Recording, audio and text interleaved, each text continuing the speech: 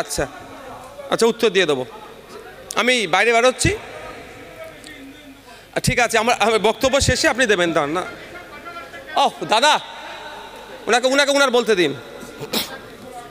Question উত্তর পর্ব যখন থাকবে তখন থাকবে, এটা অবশ্যই অবশ্যই অবশ্যই 100 বার আপনি করতে পারেন।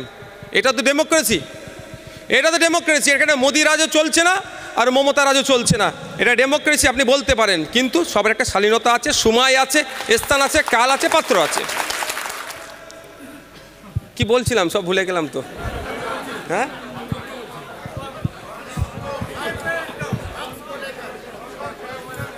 আমার কনসেন্ট্রেট তো ওইদিকে চলে যাচ্ছে। ল্যাপটপ না মেরে দেয় ভাই, বিপদ আমাদের হয়ে যাবে। হ্যাঁ,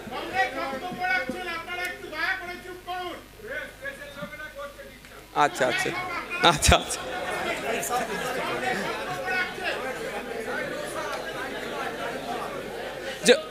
থ্যাংক ইউ। ওয়াকফ ট্রাইব্যুনালের নাকি যেটা ফাইনাল হবে সেটাই নাকি ওর ওপর আর কোনো যাওয়ার জায়গা নাই। এটা যেই দল আইনটা পাস করিয়েছে পার্লামেন্টে তাদের ছোটো মোটো নেতাকে দিয়ে পাড়ায় পাড়ায় বোঝানো হচ্ছে। কিন্তু সংবিধানের 226 সেখানে পরিষ্কার করে বলে দিচ্ছে, কোনো ওয়াকফ ট্রাইব্যুনালের থেকে আপনি যদি মনে করেন আপনি ওই অর্ডারকে পছন্দ হচ্ছে না, হতেই পারে, তাহলে আপনি সেটাকে চ্যালেঞ্জ করে হাইকোর্ট যেতে পারেন, সেটাকে চ্যালেঞ্জ করে সুপ্রিম কোর্ট যেতে পারেন, এই প্রভিশন আছে। এরপরেও সোসাইটির মধ্যে একে অপরের মধ্যে দূরত্ব বাড়িয়ে ক্ষমতার মসনদে কেউ টিকে থাকার জন্য বা ক্ষমতায় আসার জন্য এই ধরনের মিথ্যাচার করে যাচ্ছে। এই মিথ্যাচার দূর করার দায়িত্ব প্রত্যেকটা দায়িত্বশীল জনগণের আমি বলে মনে করি। যারা এই বিষয়ে সচেতন নয় তাদেরকে সচেতন করার দায়িত্ব আমাদের মতো যারা রাজনৈতিক দল আছে তাদের, এবং আমাদের কাছ থেকে যারা জানছেন সেটাকে অবশ্যই ভেরিফাই করবেন। ভেরিফাই করে যদি মনে হয় সঠিক কথা বলছে, সেটা সমাজের বিভিন্ন স্তরে এই বার্তাটা পাঠান যে না, এই ওয়াকফ নিয়ে এই সমস্যাটাই নয়। অ্যাকচুয়াল কিন্তু এটা জমি মাফিয়াদের নজরে পড়েছে। কলকাতার প্রাইম প্রপার্টি, জমি মাফিয়াদের নজরে পড়েছে দিল্লি শহরের প্রাইম প্রপার্টি, মহারাষ্ট্রের মুম্বাই শহরের প্রাইম প্রপার্টি, প্রত্যেকটা শহরের প্রাইম প্রপার্টিগুলো জমি মাফিয়াদের নজরে পড়েছে।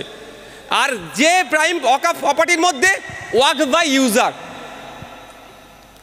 50% ওয়াকফ বাই ইউজার আছে, ওটাকে নেবে প্রথম সরকার। কাগজ তুমি অফ করেছে, কাগজটা নাই, মৌখিক দান হয়েছে। এবার এই মৌখিক দানটা সংবিধানের মধ্যে থেকে হয়েছে, আইনের মধ্যে থেকে না আইনের বাইরে থেকে, এটাও চ্যালেঞ্জ। আমি দায়িত্ব নিয়ে বলছি, আমাদের পূর্বপুরুষেরা এবং আপনার পূর্বপুরুষেরা, এই তন্ময় বাবু, আপনার পূর্বপুরুষরা মুসলমানদের জন্য ওয়াকফ করে গেছে, সেই আমি ডেটা দেখাতে পারবো। এটা আমাদের ভারতবর্ষের ঐতিহ্য, কালচার। আমার পূর্বপুরুষেরা আপনার পূর্বপুরুষদের থাকার জন্য অনেক ক্ষেত্রে জায়গা দিয়েছে, মন্দিরের জন্য জায়গা দিয়েছে, শ্মশানের জন্য জায়গা দিয়েছে। আপনার পূর্বপুরুষেরা আমাদের কবরস্থানের জায়গা কম হয়েছে, সংকুলন হচ্ছে না, এনা ওইটা দিয়েছে। এইভাবে আমাদের ভাইচারা ঠিক একইভাবে মৌখিক অফ কনেক্ট করে গিয়েছে। যে টোটাল ভারতবর্ষে 8 লক্ষ একর মতো ওয়াকফ প্রপার্টি আছে, তার 50% ওয়াকফ বাই ইউজার।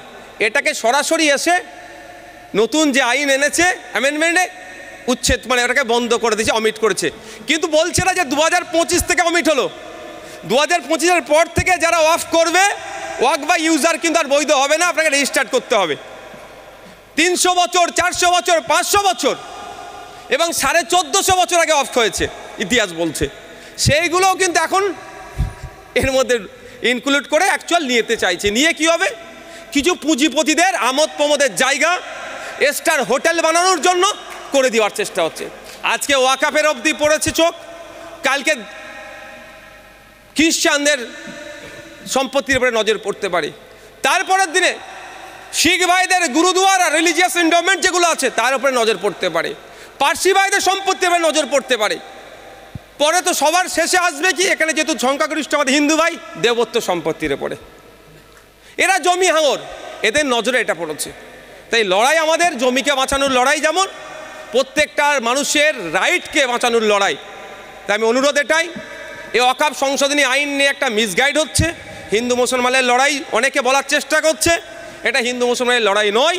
তার জ্বলন্ত উদাহরণ হচ্ছে পার্লামেন্টে যে সমস্ত বিরোধী দলের এমপিরা বক্তব্য রেখেছেন তার 90 থেকে 95% কিন্তু মুসলিম সম্প্রদায়ের নয়। এবং সুপ্রিম কোর্টে যে সমস্ত অ্যাডভোকেটসরা এই আইনকে যাতে সুপ্রিম কোর্টের মাধ্যমে রদ করা যায় যে আইনি লড়াই দিচ্ছে, তার মধ্যেও 90 থেকে 95% কিন্তু অ্যাডভোকেট আমার মুসলিম ভাই। তার মধ্যে হিন্দু আছে, খ্রিস্টান আছে, দলিত আছে, আদিবাসী আছে, শিখ আছে, বিভিন্ন সম্প্রদায়ের আছে। ইভেন সুপ্রিম কোর্টে কেরলের একটা হিন্দু ধর্মীয় সংগঠন মামলা করেছে এই ওয়াকফ সংশোধনী আইনের বিরুদ্ধে। এটা আমাদের মাথায় সকলে রাখা দরকার, যেটা হিন্দু মুসলমানের লড়াই নয়, যেটা আমাদেরকে লড়াই লাগিয়ে দেওয়ার চেষ্টা হচ্ছে। আসা যাক, আমি কতক্ষণ হলো?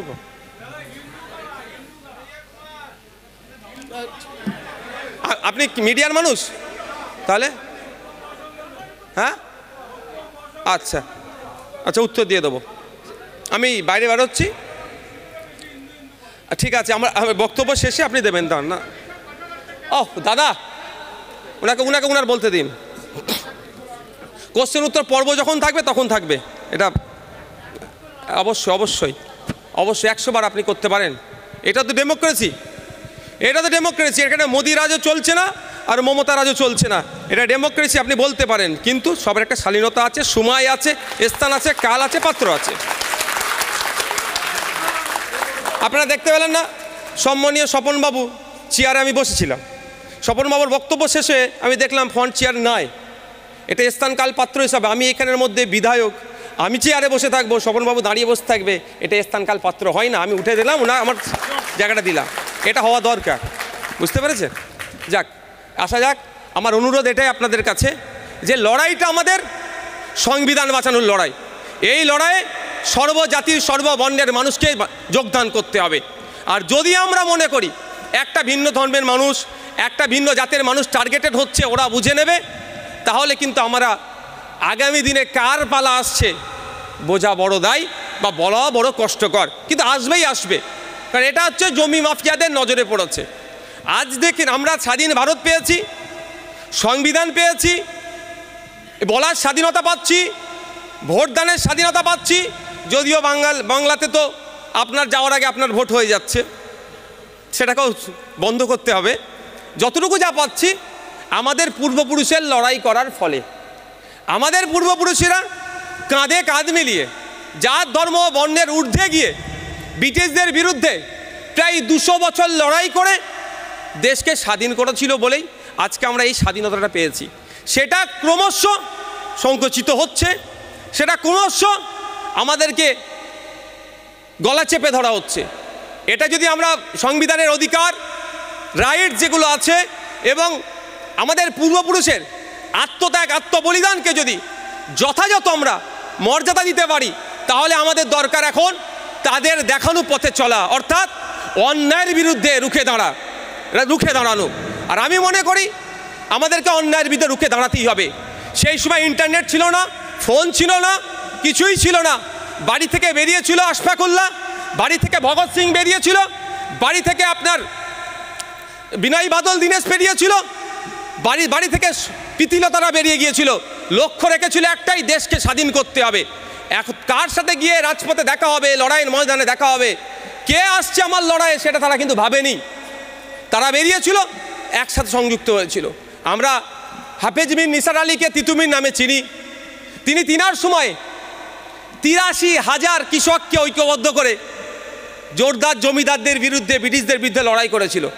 ইন্টারনেট না থাকার পরেও, এত সহজে মানুষের সাথে অ্যাক্সেস না থাকার পরেও, তাহলে আমাদের এখন এত সহজে মানুষের সাথে অ্যাক্সেস থাকার পরেও আমরা কেন এখনও অনেক ক্ষেত্রে চুপ করে বসে আছি? কেন আমরা বলছি না 2023 সালের ফরেস্ট রাইট যেটা অ্যামেন্ডমেন্ট হয়েছে ওটাকে প্রত্যাহার করানোর জন্য কেন আমরা রাস্তায় নামছি না গণতান্ত্রিক প্রক্রিয়ায়? কেন আমরা সরকারকে এই বলিষ্ঠ কণ্ঠে বলতে পারছি না 26,000 যে চাকরি বাতিল হয়েছে ওর মধ্যে দুয়াশলা যেগুলো আছে, অবৈধ পন্থা অবলম্বন করে যেগুলো আছে, সেগুলোকে পৃথকীকরণ করে যোগ্যদেরকে এখনও স্কুলে ঢুকাচ্ছে না কেন? এই দাবি নিয়ে কেন আমরা রাখতে পারছি না? আমাদের দরুন এটা। এবং সাথে সাথে 2025 এই আইন, ওয়াকফ আইন প্রত্যাহার করার জন্য কেন আমরা মাঠে ময়দানে নামতে পারছি না? এবং শ্রম কোড, যে শ্রমিকদেরকে যেভাবে শোষণ করা হচ্ছে, নতুন যে কোড নিয়ে আসছে এর বিরুদ্ধে আমরা বলিষ্ঠভাবে নামতে পারছি না কেন? কিন্তু আমরা কম বেশি এখানে যারা আছি সবাই শ্রমজীবী মানুষের কথা বলি, শ্রেণী সংগ্রামের কথা বলি, কিন্তু আমাদেরকে আরও বলিষ্ঠভাবে নামতে হবে। এর বিরুদ্ধে আমাদেরকে রুখে দাঁড়াতে হবে, অন্যথায় আমাদের ওই চা বাগানের মতো হবে।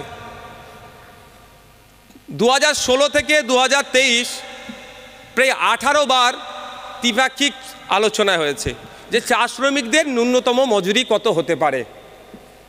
এখন তারা 250 টাকা 250, কিন্তু সব স্কিল লেবার, এখনও তারা ঠিক করতে পারেনি।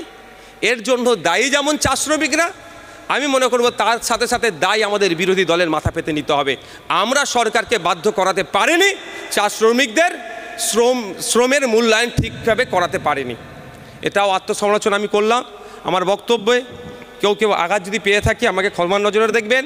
আর আমার বক্তব্যের ওপরে যদি কারো কোনো কোশ্চেন থেকে থাকে, এটার পরে তো অনেক বক্তা আছে, আমি বাইরে বার হব, আমাকে জিজ্ঞাসা করবেন। আমার বলার মধ্যে যদি কিছু ভুল থাকে নিশ্চিতভাবে আপনার কাছ থেকে জেনে সঠিকটা জানবো এবং সঠিকটা মানুষের কাছে পৌঁছাবো। এডুকেশন হ্যাজ নো এন্ড, এটা আমি মনে করি। Thank you.